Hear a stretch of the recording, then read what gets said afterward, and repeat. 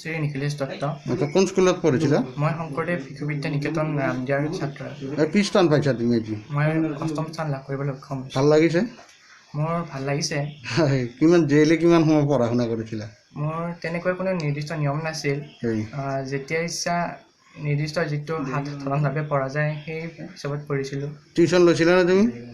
মই প্ৰধানতঃ স্কুলৰ আচাৰ্যসকলৰ ওপৰত নিৰ্ভৰি লৈছিলোঁ, কিন্তু দুই এটা বিষয়ত সহায়ৰ বাবে 2 এজন শিক্ষাগুৰুৰ ওচৰত যাবলগীয়া হৈছিল। আচ্ছা আচ্ছা, কি বিষয়ত লেটাৰ? গোটেইকেইটা লেটাৰ পাবই লাগিব চাগে? আচ্ছা, ভৱিষ্যতৰ পৰিকল্পনা তোমাৰ? মোৰ এগৰাকী আদৰ্শ অভিযন্তা হোৱাৰ সপোন আছে। আচ্ছা, এই কৃতিত্বৰ আঁৰত কাক দিবা তুমি? কৃতিত্ব কাৰ কাৰণে তুমি আজি ইমান সফল হৈছা? মোৰ এই কৃতিত্বৰ আঁৰত আছে মোৰ বিদ্যালয়ৰ আচাৰ্যসকল, লগতে মোৰ মা দেউতা আৰু মোৰ বহুতো শুভাকাংক্ষী আৰু ৰামদিয়াৰ বিদ্যুৎ সমাজ। ঠিক আছে। তোমাৰ দেউতাৰ নাম? মোৰ দেউতাৰ নাম শ্ৰী নগেন্দ্ৰনাথ দত্ত। মাৰ নাম? শ্ৰী পদুমী পাঠক। ঠিক আছে।